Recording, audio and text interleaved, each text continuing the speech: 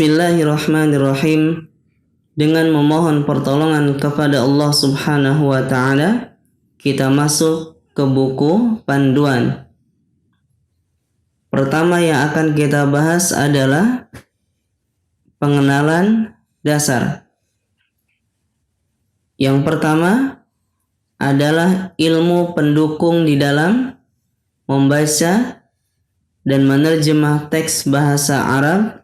Bahkan ini adalah dianggap ilmu yang utama, yaitu ilmu nahwu dan ilmu sharaf. Ilmu nahwu adalah sebuah ilmu untuk mengetahui harokat atau bentuk akhir suatu kata beserta posisinya di dalam kalimat. Adapun ilmu sharaf adalah ilmu untuk mengetahui perubahan suatu kata menjadi bentuk lain beserta maknanya. Berikut ini adalah gambaran ilmu nahwu. Kita ambil kalimat Alhamdulillahi Rabbil Alamina. Segala puji bagi Allah, Rabb sekalian alam. Di dalam ilmu nahwu kita akan mempelajari kenapa alhamdu di sini berharokat dhammah, kenapa lillahi berharokat kasrah, kenapa Rabbi berharokat kasrah, kenapa al-alamina berharokat fathah. Alhamdu sebagai apa? Lillahi sebagai apa? Rabbi sebagai apa? Al-alamina sebagai apa?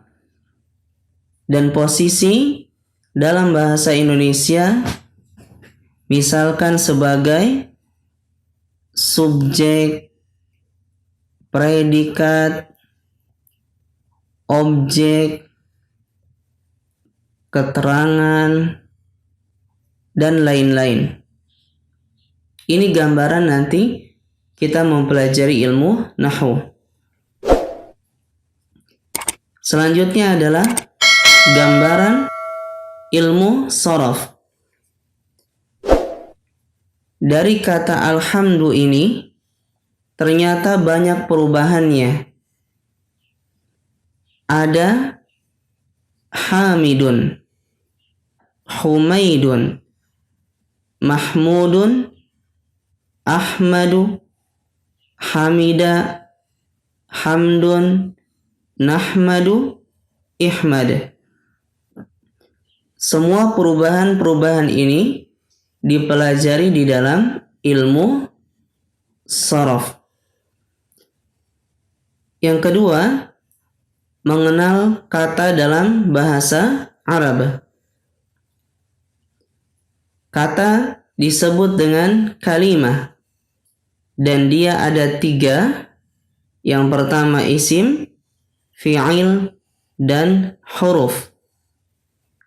Isim adalah kata benda, kata sifat, dan kata-kata lain yang tidak berkaitan dengan waktu. Yang dalam bahasa Arab nanti ada yang disebut dengan waktu lampau, ada yang disebut dengan waktu sekarang, ada yang disebut dengan waktu akan datang. Adapun fi'il adalah kata kerja. Dan huruf adalah kata sambung. Jumlahnya sangat terbatas. Sejauh yang saya perhatikan di dalam teks bahasa Arab, dari ketiga ini, isim, fi'il, dan huruf, penggunaan yang terbanyak adalah isim sampai 60-70%. Penggunaan fi'il dan huruf kurang lebih 20-30%. Oleh karenanya, nanti kita harus banyak mengenal bentuk-bentuk isim di dalam teks bahasa Arab. Sekarang kita lihat gambaran contoh isim, fi'il, dan huruf dalam sebuah kalimat. Al-muslimuna amanu billahi wa rasulihi. Umat Islam, mereka beriman kepada Allah dan Rasulnya. Al-muslimuna ini adalah isim. Amanu ini adalah fi'il. Bi ini adalah huruf. Allah ini adalah isim. Wa huruf rasulihi isim. Jadi inilah gambaran nanti di dalam setiap kalimat isim, fi'il, dan huruf.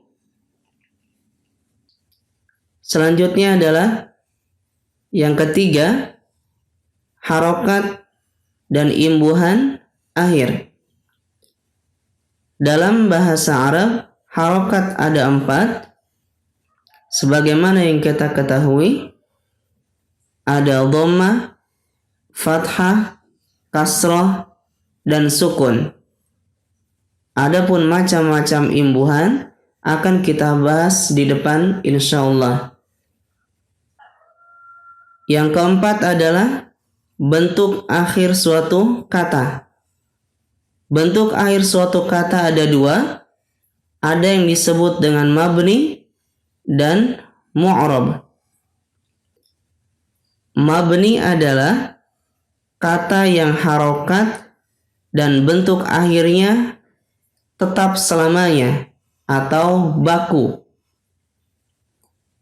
Adapun mu'rab, kata yang harokat dan bentuk akhirnya dapat berubah-ubah sesuai dengan posisi di dalam kalimat atau pengaruh-pengaruh lainnya yang nanti akan kita pelajari di depan.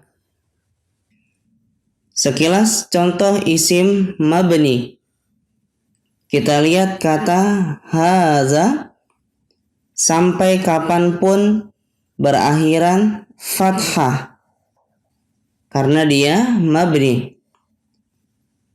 Amsi, kemarin, sampai kapanpun berakhiran kasroh karena dia mabni.